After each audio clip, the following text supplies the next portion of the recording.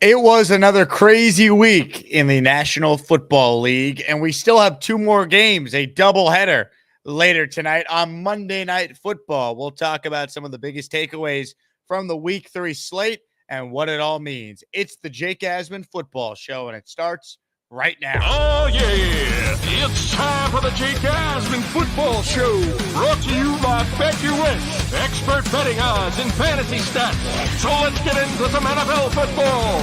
Brought to you by our friends at BetUS. So get your questions ready. Here's your host, Jake Asman.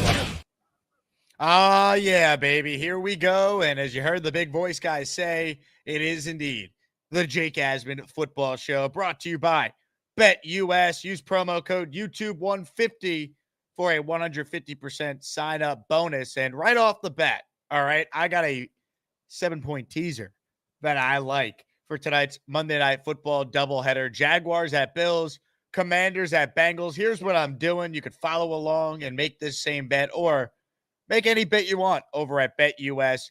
Here's what I'm doing. I'm teasing up the Jacksonville Jaguars from 4.5 all the way up +7, right?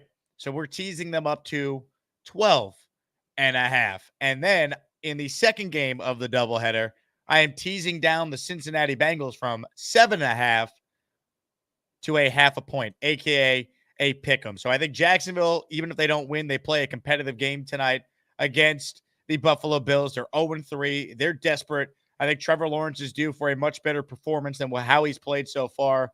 Jacksonville, they might not win, but they're competitive tonight. And then in the second game, look, give me the Bengals trying to avoid an 0-3 start. I thought Burrow looked really good last week. So I'm teasing down Cincinnati. So once again, 7-point teaser over at BetUS, teasing up Jacksonville by 7 points to 12.5, teasing down Cincinnati to just a half a point. Those are two of my picks for this game tonight, or really just one of my picks. 7-point teaser over at BetUS. All right, let's talk week 3 now in the NFL outside of those two games that will wrap up tonight. I want to start with the Miami Dolphins because to me, the Miami Dolphins, their season right now is very close to teetering away. There's some thought that maybe the Miami Dolphins can still salvage their year if Tua comes back from injury and can save them. Now, the problem with that is, are we sure Tua's coming back? And if he does come back, doesn't it kind of feel like this is now always a ticking time bomb from when the next concussion, unfortunately, might happen? But the Miami Dolphins yesterday looked awful. Not competitive in the slightest in this game where they lose 24-3 to the Seattle Seahawks. And to make matters worse, Miami loses Skylar Thompson in this game, and Tim Boyle had to come in. The same Tim Boyle that was known for being the quarterback, part of the Fail Mary on Black Friday last year against his now teammates, the Miami Dolphins, when Boyle was with the Jets. This is such an unmitigated mess for the Dolphins. It's not even funny.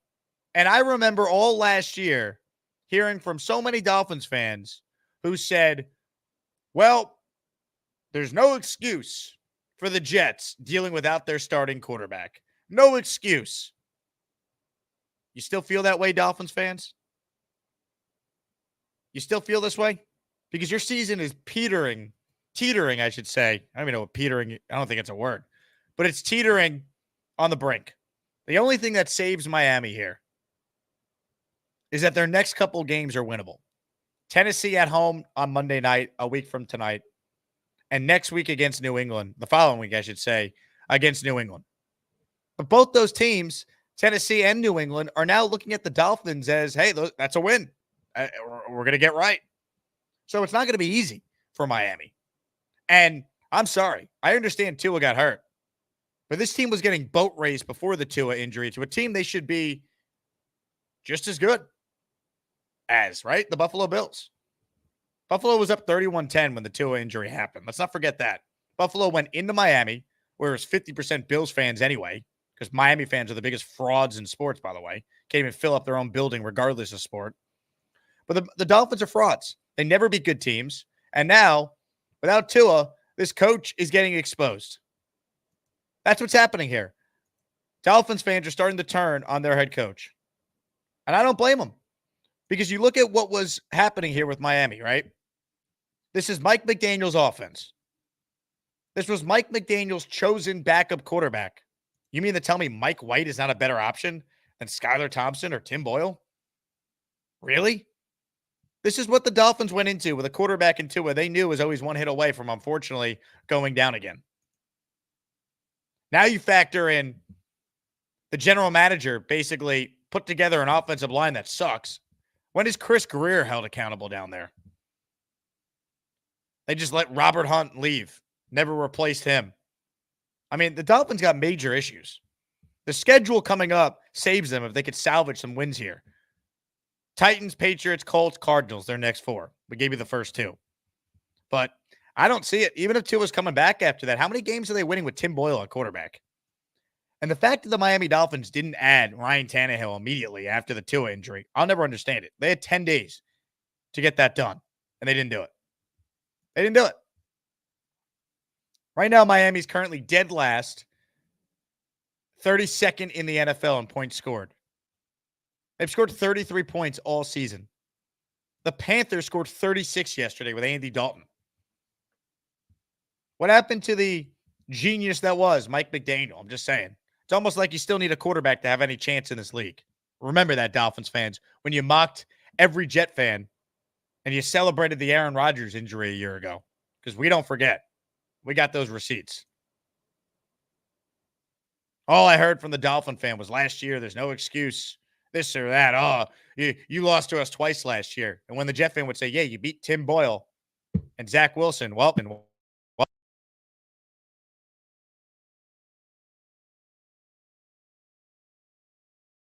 Boyle. Let Tim Boyle. Say it with me, everyone. Let Tim Boyle. Let Tim Boyle. Let Tim Boyle. So I will absolutely dance on the grave of the fraudulent fan base that is the Miami Dolphins. Anyway, some other takeaways from week 3. I want to weigh in on Daniel Jones and the Giants. Well, not a great win for Big Blue, a win they had to have, right? Here's what I'll say for the Giants. Your season still is alive. It is too early to be talking about draft picks. And while I don't see the Giants being this great team this year, I picked them to only win 6 games before the year started. It's too early to be rooting for loss after loss. And give credit to Daniel Jones. He was getting booed after his first incompletion in week 1. It felt like this was an untenable situation. It was going to spiral. And he played well in week 2. The Giants had a kicker. They probably win that game against the Commies last week. And I thought he was very good yesterday against the Browns, who, despite their issues with Deshaun Watson at quarterback, which we'll get to, they do have a very good defense. And I thought Daniel Jones played well. I thought Daniel Jones went out there and he gave you a solid performance to get you your first win. I know they didn't technically score in the second half, but the Devin Singletary run, which killed people's over bets if you had it, that was essentially a touchdown there. And Jones did what he needed to do. This game started off terribly for the Giants with the fumble on the kickoff, but he played well. And really, if you're the Giants, you now go into Thursday playing a Cowboys team that, if you're not going to beat them now, when are you going to beat them? The Giants have not beaten the Dallas Cowboys since Dak's rookie year. Think about that. Dallas has owned the Giants. It's time for that to change. Dallas has all their issues. It's a short week. You're at home. If you're the Giants, if you're not going to beat the Cowboys now, when are you going to beat them? Let me also say this about the Giants. We are watching the next great superstar in the sport. Malik Neighbors is a star. Malik Neighbors is well on his way. Well on his way, in my opinion, to winning the Offensive Rookie of the Year award. And those of you are saying, well, can he do it with his quarterback situation? Can he do it? My answer is, hell yeah, he could do it. Garrett Wilson won the award a few years ago with a traffic cone thrown at him. Daniel Jones is better than Zach Wilson. Malik Neighbors is absolutely on his way to having a great chance to win that award. It might be between him and Marvin Harrison Jr. So far, the pundits have been right about what MHJ and Neighbors would be at the next level. The consensus top two guys in the draft have lived up to the hype so far. But when it comes to Neighbors, we're watching a guy who I think is going to be one of the best receivers in the league for a long time. He's currently one of 3 players with at least 250 receiving yards and 3 reception touchdowns this season. And yesterday, at 21 years old and 56 days, Neighbors became the youngest receiver in NFL history with multiple receptions in a single game. This guy's a stud. Giants still have a litany of problems. I am not sold on Daniel Jones long term. But we can't sit here and nitpick that pick by Joe Shane, the Giants GM. They got that one right with Malik Neighbors. The kid can play. Giants finally have a number 1 wide receiver for the first time since another former LSU Tiger, Odell Beckham Jr. And what Neighbors is doing to Daniel Jones is very reminiscent to what OBJ did for Eli Manning. Kind of extended Eli's career a little bit. I'm not saying Daniel Jones is the Giants quarterback, going into year 7 next year. I don't see that happening, but I do think the Giants season maybe can be stabilized a bit here because of how good Neighbors already is. So give credit to the Giants. That was not an easy game yesterday on the road in Cleveland, but they got it done. But let's talk about now the Browns. I watched that entire game yesterday because I was on ESPN New York afterwards. Deshaun Watson stinks. And I did radio in Houston for 6 years at the ESPN station down there. I covered Deshaun Watson when there was a legitimate debate. If you're starting a franchise, which young quarterback are you taking? Mahomes, Burrow, Allen, Lamar, Deshaun. That was a legit conversation. Deshaun Watson, he hasn't been good in 4 years. He's not that guy anymore. You talk about karma playing out in real time. And you look at what happens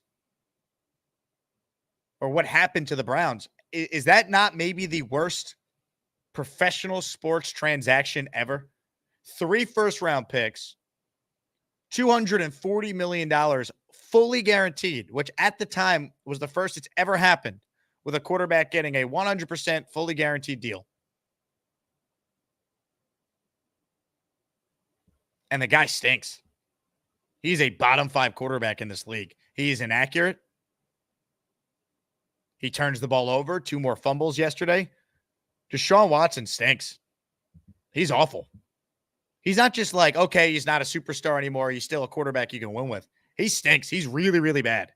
And I think it's only a matter of time until Kevin Stefanski, who's been a 2-time coach of the year, by the way, winning with 2 different quarterbacks, one of them in Baker Mayfield, who is so much better than Deshaun. Only this happens to the Browns, seemingly. The guy they get rid of to bring in Deshaun now ends up living up to the hype of being the number 1 pick in the draft and has turned into a really good quarterback. Yesterday, notwithstanding with Denver beating up Tampa, which we'll get into. But man, Deshaun Watson's awful. Awful. And I think we're going to see Jameis Winston sooner rather than later in Cleveland. Some other games I want to hit on here. We'll kind of go rapid fire through some of the games. I'll give you a thought or two on each one. Packers-Titans. I mean, did the Titans just think they were going to win because Malik Willis was bad for them? I mean, what a bad job by Tennessee. They came out not ready to play, down 17-7 in the first quarter, trailing 20-7 at halftime. Jair Alexander had a pick 6 in this one. I mean, Will Levis is a turnover machine. Death, taxes, and Will Levis turning the football over. I mean, this guy is brutal. And give credit to Matt LaFleur. That's good coaching. You lose Jordan Love, you lose week 1, you rattle off the next 2. And it sounds like Jordan Love could be back this week because he almost played, it sounds like, in this game yesterday. So a nice win by the Packers. Tennessee now at 0-3. They'll play a Dolphins team at 1-2. Feels like this is like a loser leaves town match on Monday Night Football 1 week from tonight. Bears and the Colts. This was one of my picks on the Jake Asman football show with Cole Thompson on Friday, which, by the way, Cole's 0-2. Ha! I'm 2-0. And tonight we're on opposite ends. I got the Bengals covering the 7.5. Cole's on the Commies. So Cole could be 0-3 if the Bengals win and cover later, by the way. But This was one of my games I got right. I just didn't see Indy going to 0-3. They didn't play well, though. Jonathan Taylor did. But, man, Anthony Richardson, he's exactly the player we thought he was coming out of college. Such high variance in what he is. This was a wild game. Caleb Williams still continuing to struggle a little bit. Still making plays, but not, I don't think as dynamic as maybe some expected. I mean, he's a rookie, but they let him throw 52 times yesterday. I mean, where's the running game for the Bears? How are you letting Caleb throw that many times? I know he threw 2 touchdowns and 363 yards, but he dropped back 52 times. Adunze finding the end zone's a nice sign. He had a big night, big game, but man, Indy's lucky to win this one. Indy's really lucky to win that one. Maybe one of the more surprising results yesterday. Vikings destroy the Texans 34-7. Houston has not been the same team offensively this year. I don't know how many people have paid attention, but when C.J. Stroud has played a really good defense, not the same guy, at least not yet. And Houston yesterday, bad matchup against a Vikings team that's rolling. You know, the big story from this game would have been Sam Darnold if he was actually hurt. He left, missed a couple plays. Nick Mullins came in, and then Darnold returned. But he threw 4 touchdowns yesterday. I mean, Darnold's rolling right now. I still don't know if he's this guy going forward. I still think he'll come back down to earth a little. But clearly, coaching matters. Having a great receiver matters.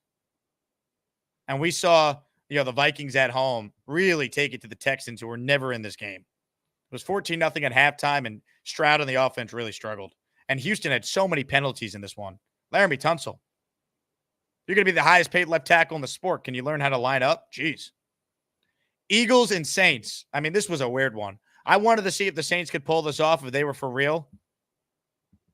Well, a week after the Saints destroyed Dallas, the Eagles go into New Orleans and win 15-12. Jalen Hurts still doesn't look like the guy he was a couple of years ago when he was in the MVP discussion. But he played well enough to win. You can thank Saquon Barkley with 147 yards rushing and 2 touchdowns for that. I mean, the fact that the Eagles had a running back have 2 touchdowns and 147 yards, and a tight end in Dallas Goedert have 10 catches for 170 yards, and they only won by 3. Isn't that wild? How did they not score more points? Nick Sirianni had some very questionable coaching decisions in this one, to say the least.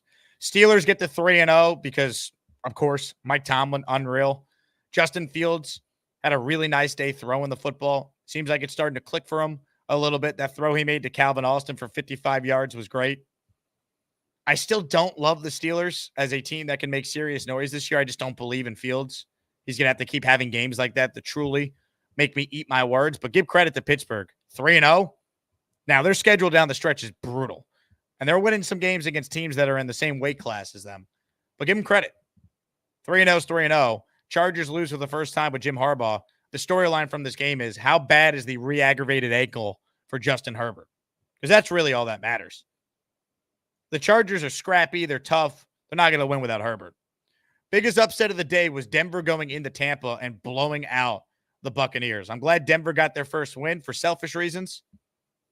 But you look at Tampa, I mean, they were never in this game. Would they read their own press clippings?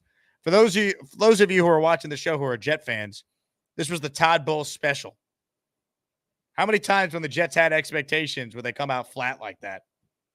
That is the Todd Bowles special to a T, what happened between Denver and Tampa Bay. But Bo Nix, he wasn't great. You know, he had a rushing touchdown, made some plays. He was all right. He gets his first win. Good for him. Panthers and Raiders. I mean, are you kidding me? Andy Dalton, the first quarterback this year throw for 300 yards and 3 touchdowns.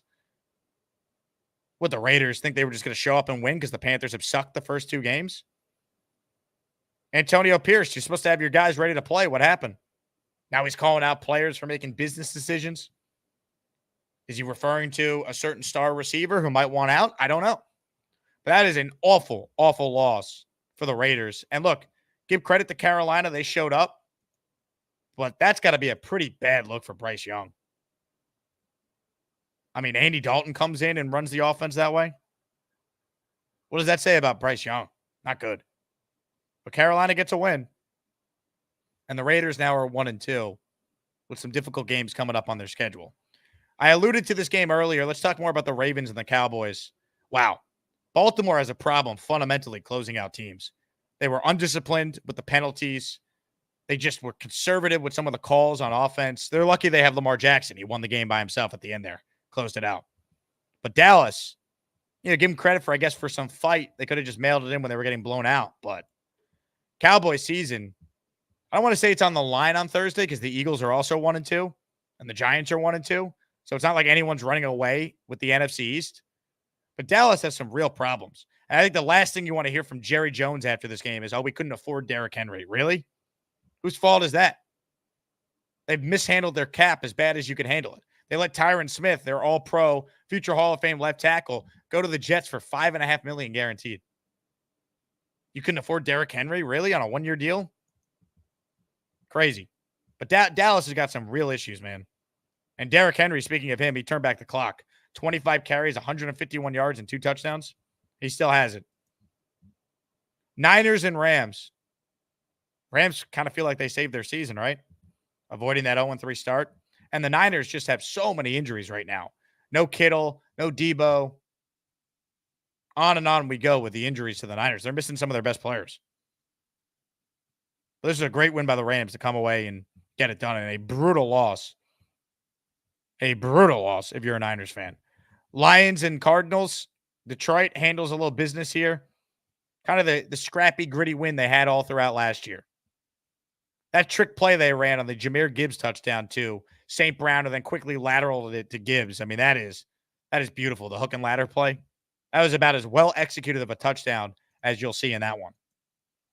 And then finally, Sunday Night Football, Chiefs Falcons. I hope the Chiefs thank the refs for that one. Good God. How many games in a row are the Chiefs going to get a huge call from the officials?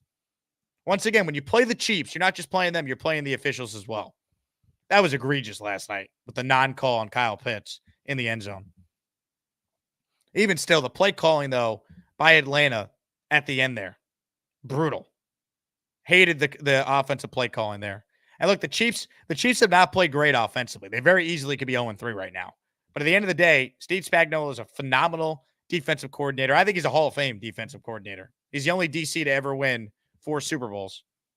I'm a little biased because I know Spags personally comes on the show whenever I ask, but I think he's a phenomenal coach. That Chiefs defense, once again, feels like the strength of their team, not the offense, for the second year in a row. Mahomes hasn't really played great yet. Travis Kelce looks a little cooked. I'm not going to say he's done. I'm sure come playoff time, he's going to have some insane back-breaking 3rd and long conversions like he always does. But people are saying, is Travis Kelce partying too much or doing too many commercials or hanging out with Taylor Swift too much? No, he's 35 years old. He's 34, turning 35. This is kind of what happens. I don't think Travis Kelce doesn't care about being a great football player anymore. I think you look at his age, he's 34, turning 35, hence his production being down. But the Chiefs do have another stud receiver in Rashee Rice. That guy could play. 12 catches, 110 yards, and a touchdown yesterday. But Atlanta had this game. By the way, congrats to Arthur Blank, the Falcons owner, on putting himself in his own Ring of Honor. How ridiculous is that? The owner of the Falcons, who decides who goes into the Falcons Ring of Honor, put himself in the Ring of Honor. Is that not the silliest thing you've ever seen or heard? But it was a crazy week, man. It really was. We still got 2 more games tonight. And if you tuned in late, Jaguars at Bills, Commanders at Bengals. In each game, you have 2 teams featured that are trying to avoid going 0-3. Jacksonville facing the 0-3 with a loss tonight. Bengals facing the 0-3 with a loss tonight. I think the Bills win a close one, but Jacksonville covers. I think Cincinnati beats the Commanders. Those are my official picks. However, you can make your picks if you head over to BetUS right now. If you haven't already, sign up using the promo code YouTube150, and they'll give you a 150% sign-up bonus. I gave you my teaser at the top of the show. I'm teasing up the point spread with Jacksonville to 12.5. I'm teasing down the point spread from 7.5 with Cincinnati to a half point, doing a 7-point teaser over at BetUS.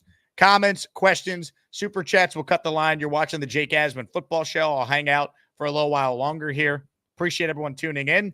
We talk NFL football on the show twice a week, typically on Mondays after the Sunday games, and then every Friday at 2 p.m. Eastern with Cole Thompson, who joins us to go through the slate of upcoming games.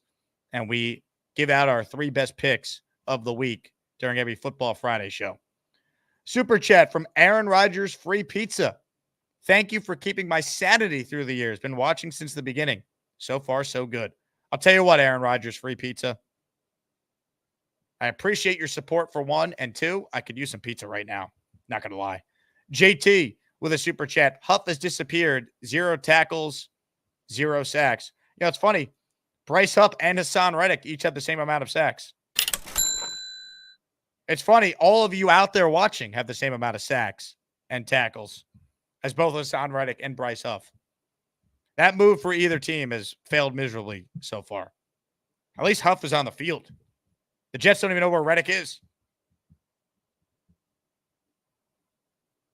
Paul writes in, teams thinking tank already. See, that's the thing. I don't think there's any team thinking tank yet. I don't. It's too early for that. You know, if the Giants had lost yesterday, there'd be a lot of Giants fans talking about the tank because the talk this week would be they're going to lose to the Cowboys. They'll be 0-4. Then what? That's why that Giant win, for example, was so big. Yeah, this team wouldn't think tank if they lost yesterday, but think about how big it is for the Ravens to get that win yesterday. Pittsburgh's 3-0. The Ravens would be 0-3 if they lost that game.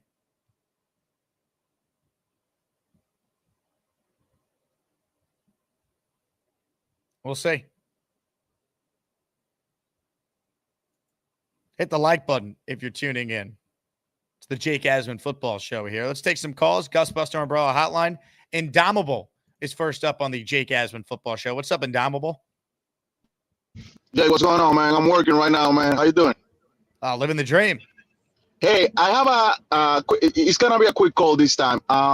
One of the most underrated stat that has gone under the radar is that we're leading the league in third down conversion percentage, 57%. Last year, we had a historically bad year with 22%, the lowest since 1991. So do you think that's going to be a huge factor when we play teams like the Chiefs and the Ravens, like control the clock and all of that? Thank you, Jake. Have a great day. Correct? Yes. You're talking about the Jets, right? Okay. Thank you, Indomitable. This is a football show for everyone, not just Jets. So I wanted to just make sure I clarified that. Yeah, look, I mean, I saw a quote from Joe Tippin just before the Jets center. What's been the reason why the Jets have had so much success on third down this year?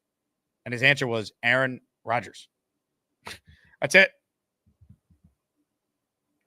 So, look, at the end of the day, it's a quarterback league. You either have one or you don't. And the Jets have the guy. And I think he's only going to get better. But the quarterback play around the league so far has not been great. That's why you look at what Rodgers did last Thursday on a short week, and it's really, really impressive. Mother effing Chew writes in, Zach Wilson's a better option than Tim Boyle. Honestly, he is. And I didn't believe anyone could be worse than Zach. I'll eat my words. Congrats to Zach Wilson. The one quarterback I could tell you is that he's better than is Tim Boyle, who I wish nothing but the best to my Dolphin fans out there. Enjoy watching Tim Boyle. Let Tim Boyle, baby. Let Tim Boyle. Let Tim Boyle. Let Tim Boyle. Hold on, I'm getting a call right now. Getting a call. Should I answer it? What do you guys think? What do you think, Daniel Meehan? Should I pick up? Jason writes in, quarterbacks stink this year. Yeah, so far, I think the lack of preseason reps, just overall sloppiness. We haven't seen elite quarterback play. I mean, think about it like this. The first quarterback to go 300 yards and 3 touchdowns was Andy Dalton yesterday. You know? Crazy. It was a wild week. Usually is in the NFL. Usually is. I want to thank everyone who tuned into the Jake Asman football show. Reminder, check out BetUS. They got a great deal going. YouTube 150 for that 150% sign-up bonus. Couple quick hitters. At the buzzer, Derek writes in, thoughts on the Vikings. I think they are a unbelievably well-coached team.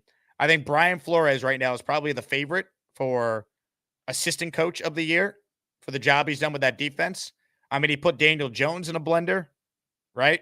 He put Brock Purdy and Kyle Shanahan and that offense in a blender, holding them to 17 points. And yesterday he put CJ Stroud and the Texans offense in a blender.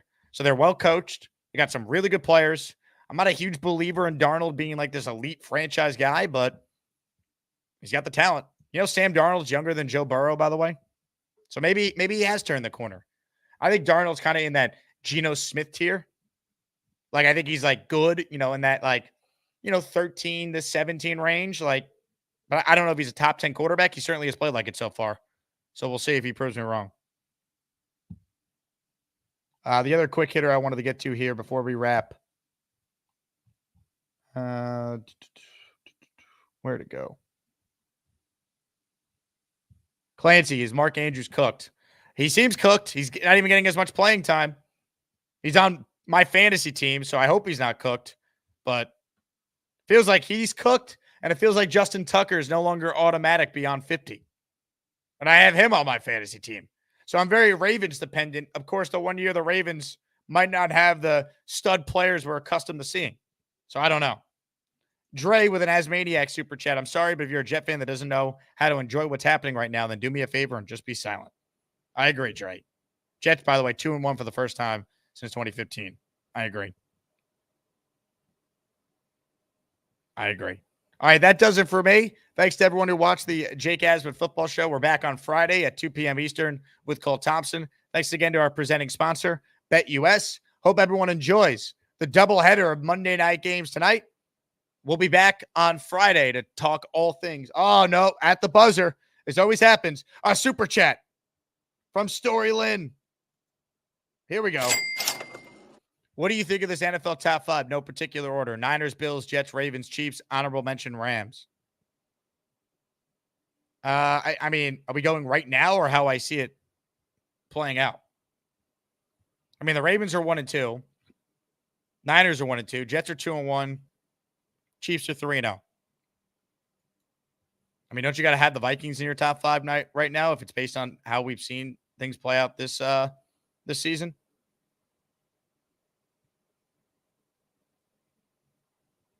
I mean, I don't know. I think the Bills belong in the top 5. We'll see what happens tonight. You know, they've looked good in their 2 wins. I think Arizona's better than a lot of us gave them credit for. But I don't know. If we're doing it like right now, I think you got to adjust the list a little bit, don't you? I mean, I know the Ravens won yesterday, but that wasn't a great win after they nearly blew it. Niners 1-2. I don't know. We'll see. We will see. Anyway, enjoy the games tonight, everybody. This has been the Jake Asman Football Show. If you haven't figured it out, my name is Jake Asman, and I will talk to you guys soon.